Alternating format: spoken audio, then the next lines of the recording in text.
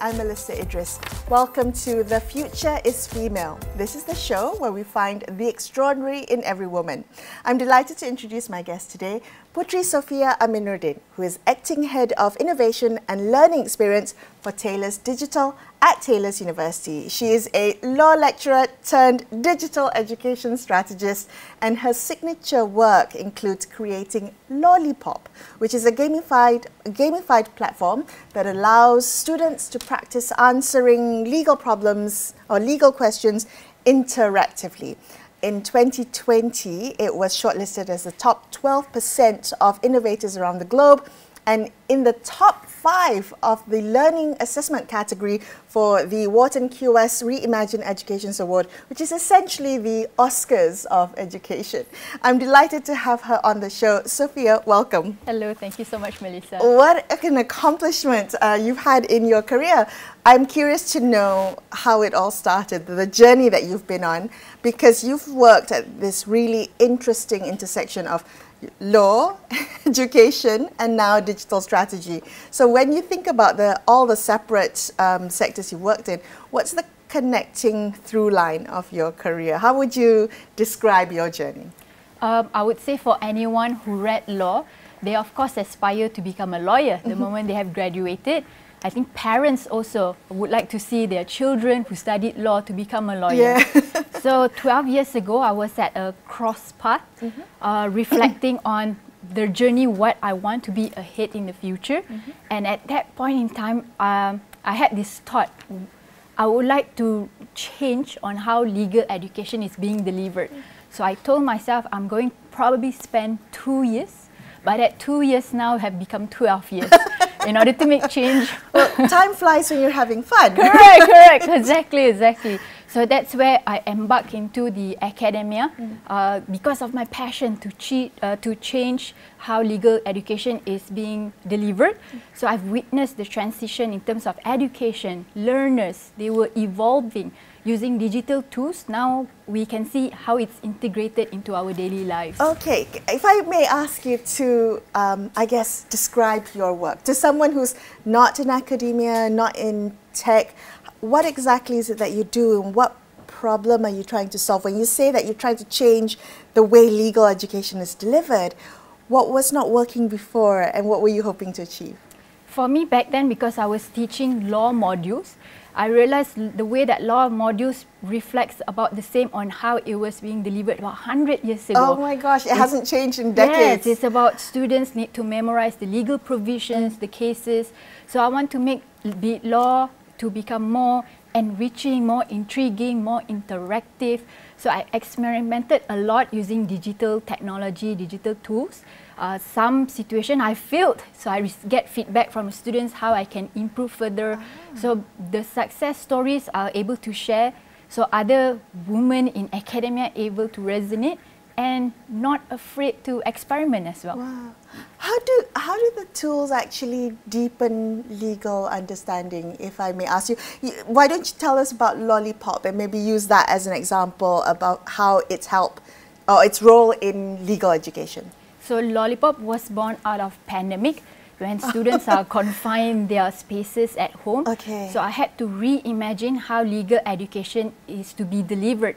So with limited resources, I had a chat with lecturers from other schools, whether we can collaborate using their expertise to develop mobile app. So I'll provide the ideas and content. So that's how it was designed and created. So we integrate the use of narrative case studies, interactive quizzes. So students being at home, when they learn using LAWleyPop, it stimulates their creative thinking, they become enthusiastic, and also it boosts retention when it comes to learning and then engaging on the activities on the mobile phone. So how does it do that actually? How does it improve from the current way people or students read and memorize, kind of rote learning? Correct. Explain to me how, so it's gamification, is it? Does it use AR, augmented reality? Correct. It does, okay. So how does integrating augmented reality and gamification into legal education, how does that actually improve students' understanding of the law? Is it just about motivation, or is there something deeper about the way we learn? So when it comes to learning, it's not all about reading from a book or articles and then just memorizing the way it. we used to be taught, right? Yeah. So I want students to be more active in terms of taking in charge of how they learn. So by using mobile app, so first of all, they will become intrigued in terms of, wow, this is learning law through a mobile app, and then you have all this gamified interactive learning. So it sparks the competition in the students. I want to perform better than my classmates. I want to be more creative than my classmate. I want to show to Miss Sophia I'm creative enough to compete with my lecturer. If my lecturer can create a mobile app, I can also do something different when it comes to producing written work for their submission. So these are the things that I reflect on how I would like to re-deliver the content and also reshape how assessment is being done. That's interesting. Were there skeptics in the beginning who weren't sure whether it would work? Of course, I wouldn't deny that. So when I speak to people outside academia or even within academia, so the concept of learning through mobile phone, gamification, so to them it sounds more like a gimmick, so they're not sure whether or not this would work. So of course I use data. I get feedback from the students. I'll compare the result from past semester to the current semester. So that's how I can see the result, the effectiveness Was there a significant improvement? Yes, definitely. So that's how I ended up with the project being shortlisted in the QS Wharton Reimagine.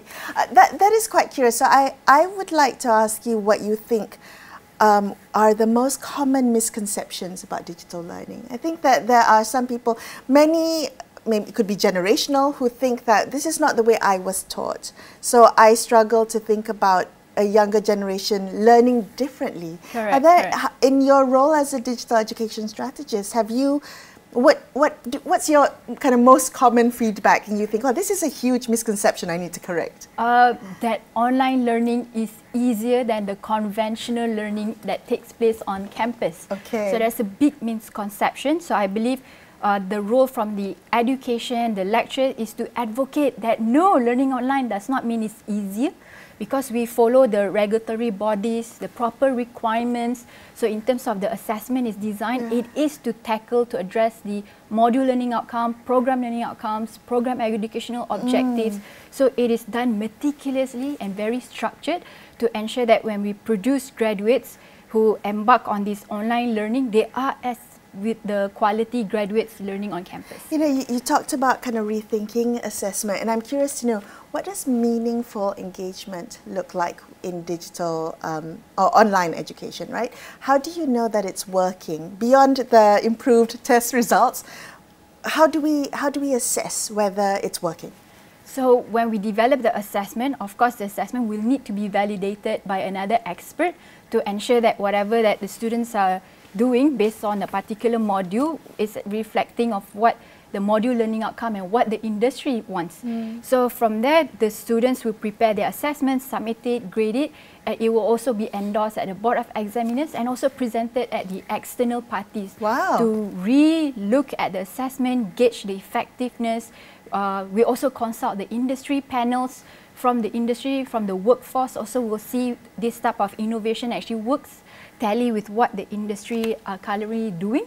So that's how we assess the effectiveness of all types of assessment or innovation that we do. That's amazing. That's really stringent assessment to make sure that, you know, whatever naysayers or skeptics along the way, you have proof, you have evidence, you have data to back it up. Your years in this line of work, what have you seen as the biggest shifts in the way students learn, especially in higher education? Has it changed a lot, or what are the biggest shifts you've seen? So there is a fundamental shift in terms of how content is being designed, how the learners learn, especially now in times of AI. Knowledge is no longer scarce. Everyone can Google everything. Nowadays, everyone is using ChatGPT. Generative AI is in seconds, right? Correct. Only to have like a conversation to ask any type of question. So we have to now rethink on how we want to redesign the curriculum.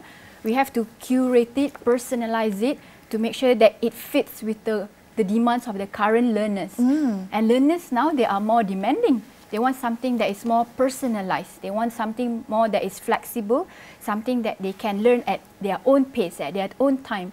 Especially when we're talking about adult learners, they are working professionals, they are juggling multiple roles, some of them single parents, caretakers, some embark on entrepreneurship.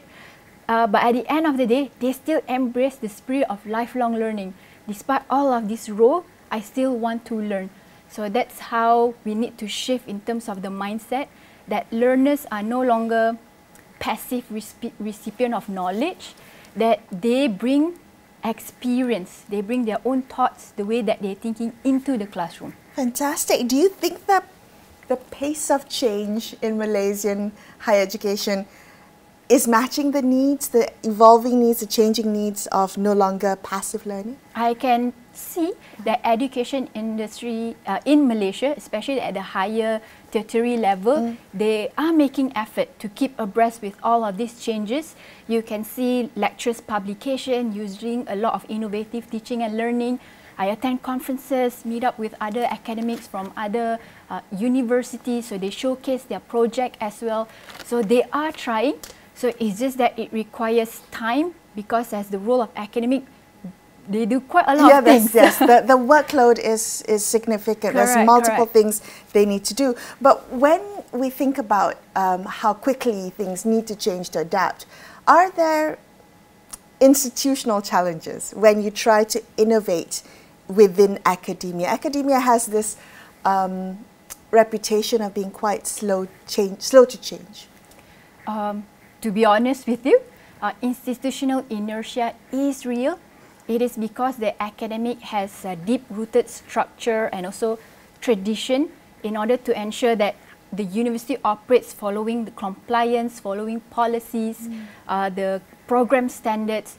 So in order to embark on this innovation, first you need to address the educational leaders who are risk adverse. I want to invest this much of money, but at the same time, I need this much of money to invest into something else. So it needs time, it needs trust to shift the perception, and also it requires a lot of collaboration, research, understanding and support in order to drive innovation further. What's your thinking when you you experiment with tools, right? Different tools like gamification and AR. What's your thought process when you are trying to decide whether a new tool actually adds value to learning? Because sometimes I think there's a danger of assuming that every problem, even educational problems, have a tech fix. So we tend to very quickly jump into kind of tech-driven solutionism, if I may use that term. But how do you decide what's working, what's not? You mentioned in the beginning when you were developing LAWleyPop, there were some things that worked and some things that didn't. So how do you make that judgment? That's a valid question. I've received a lot of type of questions like that because people are skeptical. How is it going to work if I'm going to subscribe to this type of technology? It's not cheap, will it? Yeah, it's not cheap. How do you assess the effectiveness? The thing is, in order to assess the effectiveness, you have to try it. So you have to experiment it, maybe apply it across a couple of modules, get student feedback, because you need data in order to improve further to determine whether or not it's successful, which field, which faculty, which school. So from there, that's where you channel your resources, which technology tool that you want to invest further. Right. Does it work but in particular fields of study, like with law, because it's so text heavy, there's just so much you need to remember that maybe gamification helps with the learning process. Does it work for other fields of study? Yes, because I also give talks to other lecturers to inspire them to try to innovate in their classroom. So whatever that I've tested in my law modules, so I'll also share it with the business lecturer, economics lecturer, lecturers teaching medicine. So they will also try to adopt and emulate gamified experiences so that not only it's meant to boost students' enthusiasm and retention, it also changed the way that students learn. Is no longer memorizing for the purposes of, sitting for the exam, but they want to bring that skill, that knowledge into the real world as well. I think it could revolutionize the way medicine's being taught. I mean, it could really change the landscape of higher education. And your role in this is really quite wonderful when you think about how far you've come in the time that you've been in this space. What have you seen in terms of leadership or examples in tech academia spaces? Have you seen a lot of examples for representation of women, for gender equality? What does leadership for women look like in this space?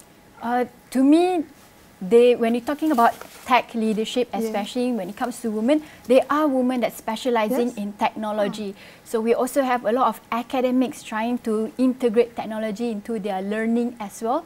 So this is where a community is very important for women to share their experiences, struggles, to inspire other women who's in academia to embark also in terms of technology. Not only that, probably to hold a position in a leadership, like you mentioned. Yeah. Can I ask you a personal question? You may not have to answer, but have you ever felt underestimated in this space, just for your gender, for your age? Have you ever felt that way? I mean, the skeptics made you feel underestimated? To tell you the truth, when I transitioned from law academics into the position that where I am today, I've experienced a perception where my thoughts or ideas are being undervalued, because they're probably thinking it's academic background, so how do you understand the legal jargons, legal terminology? But it's all about learning process. It does not mean I cannot learn. So, but I also realized my legal and teaching background is actually an asset.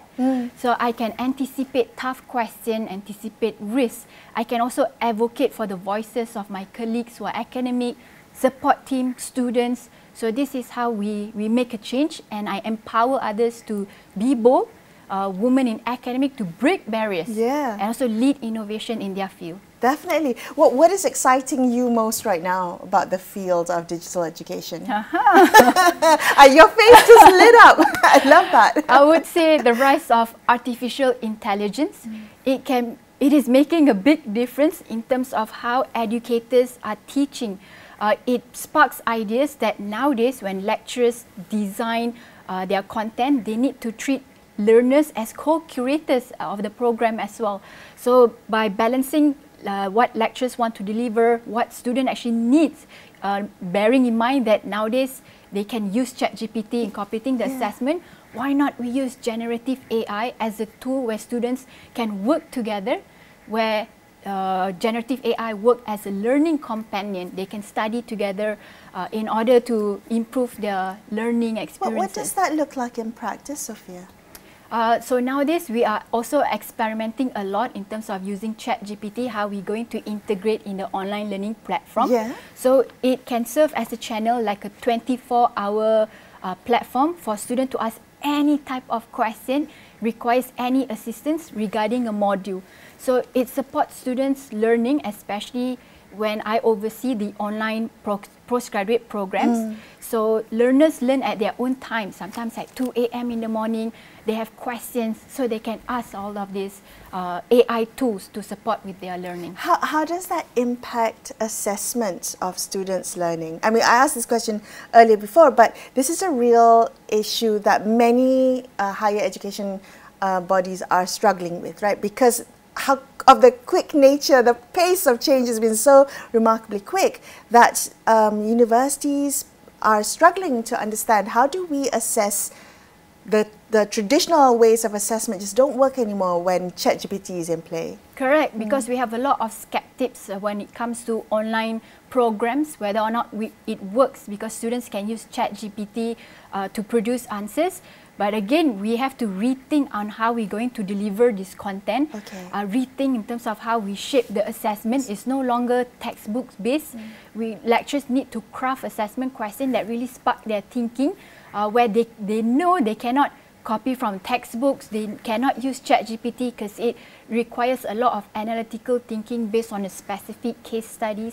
So on top of that, all students' assessment, we will validate it. So I have a team who will take all students' work, upload on a platform to check across the similarity index to ensure that it is original thoughts of the students, original work produced by the students, that there is no indication of the use of generative AI. So the entire system or the entire structure will need to change in the way we've been doing things. Can I ask you, if you could redesign the university learning experience to incorporate all that you've learned in the past years of your work, what would it look like? I would say, like if you could redesign from scratch. Correct. Yeah. So now with the increased use of generative AI, and generative AI is learning really fast. Yeah. So when we're talking about curriculum structure, you need to be revamped. So you need to look at a macro level. What does the industry wants, and then how you're going to translate it into the program objective. And from there, you need to cascade it down to the module level basis, talk to all lecturers, how you're going to change the type of assessment from final examination, so how you can integrate technology, make it different. But of course, you need to consult with stakeholders from the industry, whether this is something that the industry can accept, whether it's relatable to what the industry are currently doing. So a lot of stakeholders meeting would be needed to ensure that whenever we do everything at this macro level, that it will work. Yeah. Well, that's I think key, right, to addressing the skills mismatch that we often talk about within industry, getting industry involved to maybe rethink the curriculum and then embed technology within it. What would you like, in the couple minutes that we have left, what would you like the next generation of Puteri Sofias to know, the next generation of women in education and tech to know about this field and why it's important to have representation of women here? I feel because women hold multiple roles. So sometimes when they want to embark into something new, especially something that involves technology that continuously evolves, they feel like very intimidated whether they are capable of doing this. So my message is to those academics who wants to embrace technology or embrace the leadership roles in technology, is that your place is here. You belong here. Don't be afraid to go beyond outside the norm. Don't be afraid to change the outdated narratives, what you cannot do in education, what you're supposed to do. It's all about experimenting, introduce new ideas, and then share with other academics, so that other academics will feel inspired and not feel unheard, like skeptics. I cannot do this because no one else have done it. Just do it. Yeah, actually, if people's bravery often sparks the bravery of others. You know, you see somebody else brave enough to voice a thought or a new idea, you also then feel, oh, maybe I also have an opportunity to voice it. You don't feel alone. Exactly. Yeah, so you feel that you have a community, you have a support system. You know that if you feel that you want to try, you can consult others and then seek advice. If I do this, what do I need to anticipate? What are the students going to experience? So it's good to have this kind of support community, academics supporting other academics. I am also very excited now about what the future has in store for us in the field of digital education. Thank you so much, Sophia, for coming. Thank you so much, Melisa, and sharing some of your work and your insights. I really appreciate your time. My pleasure. Thank you. That's all we have for you on this episode of The Future is Female. I'm Melisa Idris, signing off for the evening. Thank you so much for watching. Good night.